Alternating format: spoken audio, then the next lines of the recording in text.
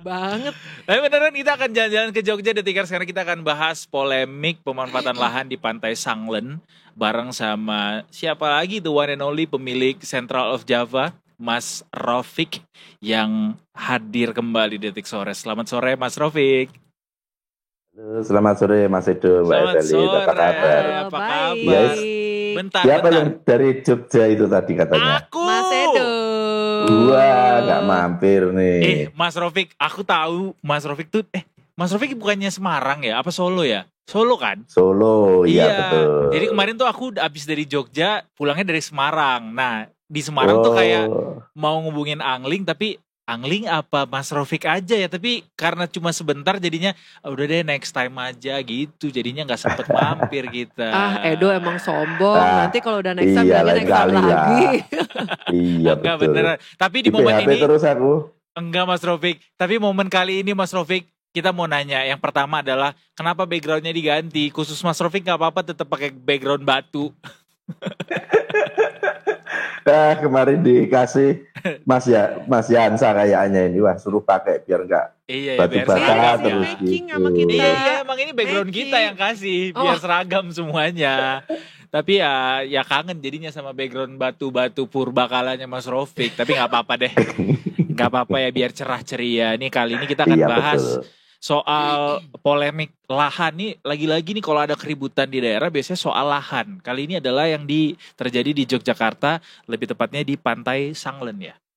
Sanglen, ya betul. Gimana nih Mas Rofik, kronologinya boleh deh diceritain ke kita dulu, kenapa bisa sampai ada polemik dari lahan yang ada di Pantai Sanglen ini. Kabarnya ini ada satu lahan yang dimiliki oleh Keraton. Yogyakarta, ya Kesultanan Yogyakarta gitu ya. Kemudian diperebutkan oleh dua kubu. Boleh diceritain ke kita Mas Rofik? Ya, jadi kan memang yang berada di Pantai Sanglen ini peristiwanya adalah bahwa sejak beberapa tahun yang lalu ketika pemerintah itu memang belum begitu melirik dunia pariwisata, itu masyarakat memang sudah lebih dulu ikut membantu mengembangkan sebenarnya. Masyarakat ikut mengembangkan pariwisata yang ada di Jogja sebelah selatan, yaitu maksudnya Gunung Kidul. Ketika yang saat itu aksesnya masih sangat susah untuk mencapai pantai itu, masyarakat sudah bergotong royong seperti itu karena mereka juga mencari penghidupan di sana. Mereka mencari penghidupan di sana sehingga mereka tergantung pada kedatangan wisatawan juga, dan mereka juga ikut membantu membuatkan akses jalan yang memang beberapa tahun yang lalu sebelum pandemi khususnya itu masih agak sulit gitu. Kemudian ketika di tahun 2001 itu masyarakat yang mengais nafkah di sekitar Pantai Sanglen ini akhirnya mereka membuat akses jalan dengan cor seperti itu agar wisatawan bisa semakin mudah mengakses pantai. Namun ternyata hal ini tidak mendapatkan restu dari pemilik lahan, di mana lahan di Pantai Sanglen ini adalah lahan Sultan Ground atau lahan adat milik Keraton Yogyakarta semacam itu. Dan di sisi lain pihak keraton sendiri juga ternyata sudah ada pembicaraan dengan pihak ketiga dalam hal ini sebuah perusahaan begitu untuk mengembangkan pariwisata di Pantai Sanglen seperti itu. Jadi awal mulanya memang itu dari pihak keraton sendiri memang sudah mendapatkan investor yang lebih serius untuk menggarap pariwisata di pantai ini nantinya. Dan ternyata dari masyarakat yang mengais nafkah di Pantai Sanglen ini pun terpecah antara Pok Darwis, kelompok sadar wisata, dengan paguyuban Sanglen Berdaulat semacam itu. Kalau yang dari Pok Darwis, kelompok sadar wisata ini memang sudah cenderung bisa mengikuti rencana dari Keraton Jogja. Mereka cenderung kooperatif semacam itu. Kalau dari paguyuban Sanglen Berdaulat ini sampai saat ini mereka masih memperjuangkan agar mereka bisa bisa tetap mengais nafkah di pantai yang saat ini rencananya akan dibangun sebagai tempat wisata yang lebih modern itu. Dan sampai saat ini memang pembicaraan masih buntu. Beberapa hari yang lalu pihak keraton mengundang dari paguyuban Sanglen Berdaulat ini untuk datang untuk bertemu di keraton. Tapi dari pihak paguyuban tidak datang. Pihak paguyuban alasannya karena undangan dikirim mendadak kurang dari 24 jam sebelum acara dimulai semacam itu. Nah, di sini pihak keraton sebenarnya ingin memberikan sosialisasi kepada warga yang saat ini masih memanfaatkan Pantai Sanglen bahwa ya pantai ini akan digarap oleh pihak ketiga yang merupakan sebuah korporat di bidang pariwisata semacam itu, dan memang pedagang dan warga yang memang mencari nafkah di situ memang akan ditertibkan semacam itu. Jadi memang ya ini masalahnya dari warga yang memang sudah sejak dulu ikut mengembangkan Pantai Sanglen ini menjadi sebuah tempat wisata, namun ternyata berbeda rencana dengan pihak keraton yang memang secara legal mereka yang memiliki otoritas tanah di Pantai Sanglen itu. Sebenarnya polemiknya berkisar di masalah tersebut sebenarnya. Nah ini kan ada yang kontra ya Mas, ini sebenarnya tuh masyarakat tuh memanfaatkan lahan tersebut itu tuh untuk apa sih? Apakah tadi yang seperti Mas sampaikan buat dagang aja, atau sebenarnya mata pencarian masyarakat di sektor wisata itu ada apa aja sih kalau di sana? Ya memang sebagian besar yang berada di sana adalah memang berjualan karena makanan dan jajanan kan menjadi salah satu infrastruktur sebuah tempat wisata sebenarnya. Wisatawan kalau mereka pergi ke pantai yang belum ada pedagangnya juga agak repot juga, gimana mereka akan makan, bagaimana mereka akan jajan semacam itu, dan mereka juga sebenarnya juga sudah ikut menyiapkan infrastrukturnya seperti kita katakan tadi bahwa mereka ikut membantu bahkan membuatkan akses jalan semacam itu. Jadi ya beberapa warung itu juga dibangunnya ada yang semi permanen, ada yang agak-agak permanen. Ini barangkali yang membuat dari pemilik lahan menjadi gerah kan ya. Ketika warung-warung ini sudah ditembok, berarti mereka membangun tanpa izin semacam itu. Nah bangunan-bangunan yang sudah dibangun tanpa izin dan membuat gerah itu akhirnya apakah akan diambil sanksi tegas seperti diratakan atau gimana tuh Mas? Ya kalau saat ini memang belum ada tindakan yang lebih tegas dari pihak keraton sendiri, karena memang mereka sebenarnya juga masih berharap ada komunikasi lanjutan. Yang pasti kalau sampai saat ini memang bangunan tersebut juga masih berdiri, akan tetapi dari pihak keraton sendiri dari tahun lalu itu akses jalan menuju Pantai Sanglen yang dibuat oleh warga ini memang sudah ditutup, sudah di portal semacam itu. Jadi memang jadi nggak bisa diakses tidak lagi bisa sekarang, diakses oleh masyarakat lewat jalan tersebut.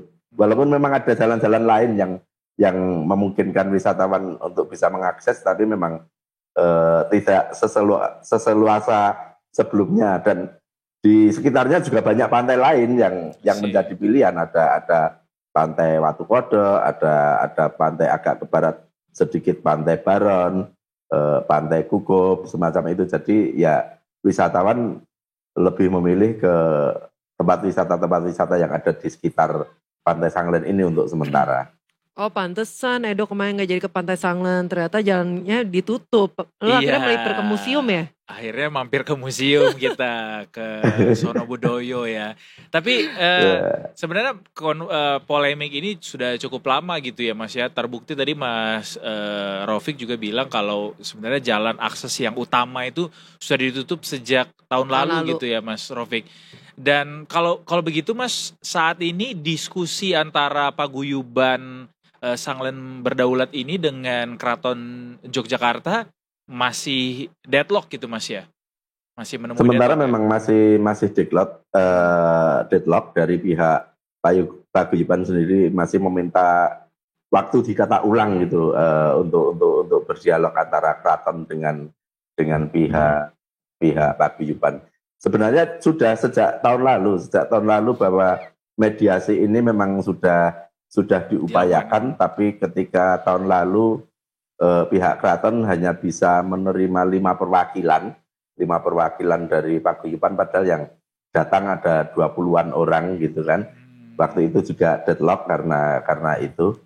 Sedangkan tahun ini juga masih deadlock karena waktu undangan yang masih dianggap mendadak gitu oleh para pedagang. Tuntutan Jadi, dari Paguyuban Sanglen Berdaulat apa yang mungkin menjadi cukup alot begitu Mas? Apa tuntutannya? Sebenarnya kalau tuntutannya adalah bahwa mereka juga diakui sebagai sebuah paguyuban atau perkumpulan yang memang sama-sama mereka mencari nafkah di sekitar Pantai Sanglen ini.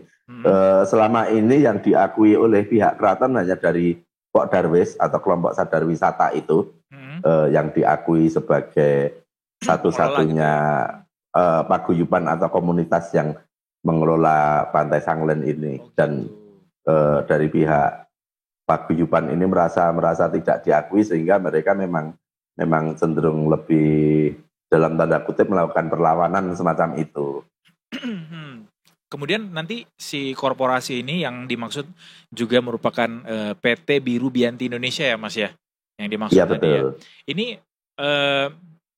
seperti apa upayanya sejauh ini Mas untuk bisa, ini kan juga termasuk salah satu investasi ya di Yogyakarta ya masuknya. Apakah sudah ada pembicaraan begitu dengan pihak keraton untuk seperti kapan rencana pengembangannya harus dilakukan sehingga menjadi ada deadline gitu Mas?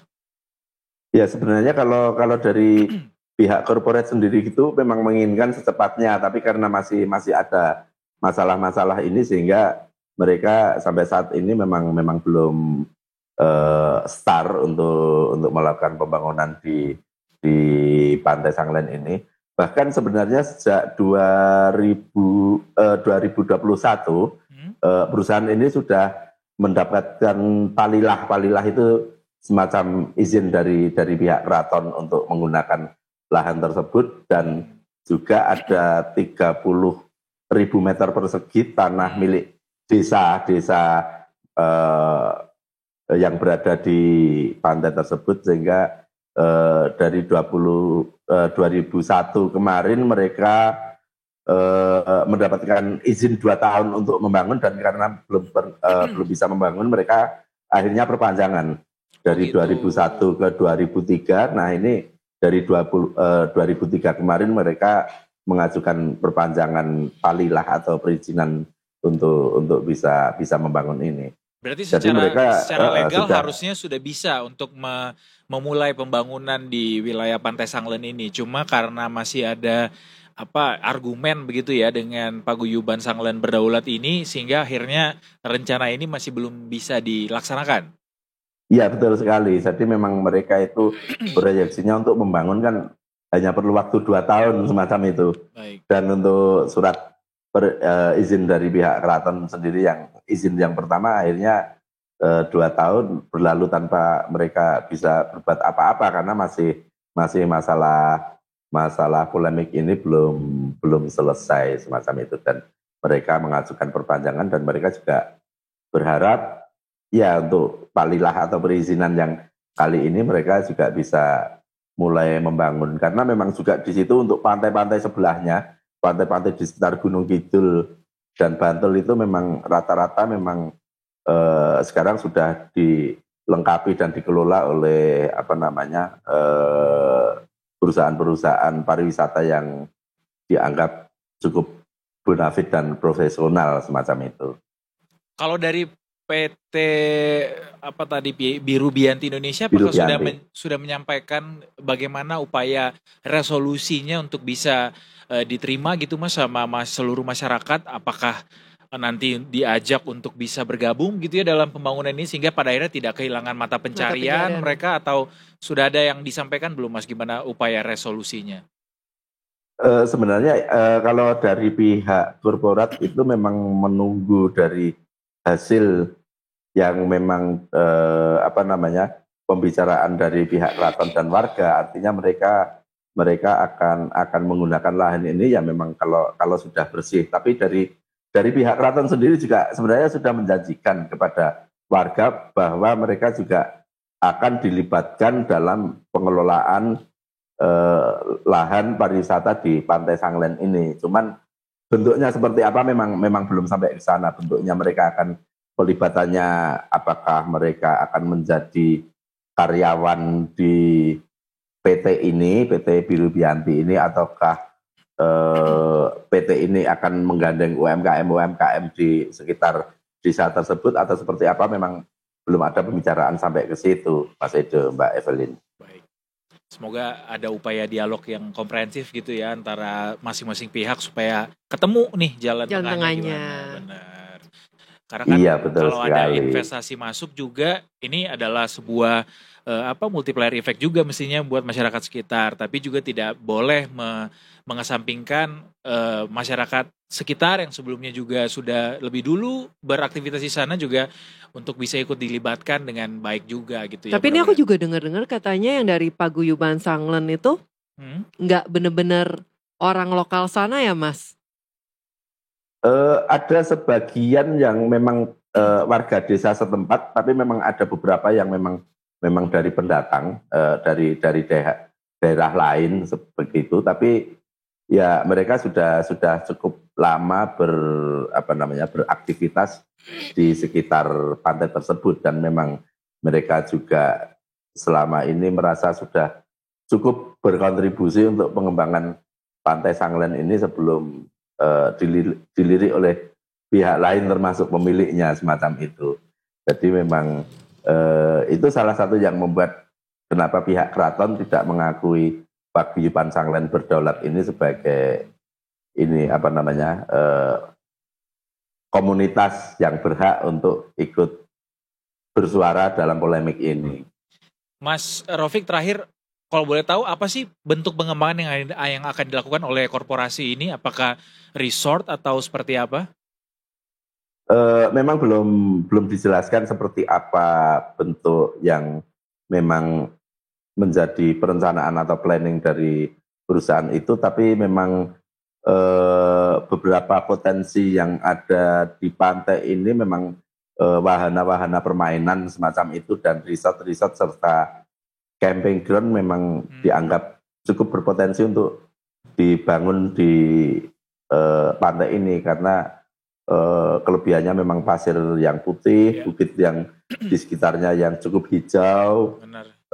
Bisa melihat laut dari ketinggian gitu kan, untuk ngecamp atau untuk dibikin resort nginep di sana kan memang menarik. Tapi sebenarnya agak gerah sih kalau nginep di pantai itu kalau pengalaman. Angin laut ya. Angin laut masuk angin. Iya betul. Ya. Bener. Tapi bagus banget lagi emang pantainya, tadi sempat ngeliat juga di TikTok. Pasirnya putih, airnya bening. Luar biasa. Makanya jadi pada rebutan kan. Ya itu makanya mudah-mudahan bisa ditengahi dengan baik ya sama Keraton Yogyakarta juga. Terima kasih anyway Mas Raufik atas informasinya. Kita nantikan informasi-informasi menarik lainnya dari semoga cepat selesai, kita punya venue baru untuk jalan-jalan. Iya, habis itu kita ketemuan deh ngopi di Gunung Kidul ya. Siap dong Mas Edo, asal nggak di PHP lagi nggak apa-apa deh. Iya deh, kali ini nanti akan disamperin Mas Raufik. Terima kasih ya sekali lagi ya. Iya, sehat selalu. Terima kasih Mas Edo, Mbak Evelyn, selamat sore. Selamat sore.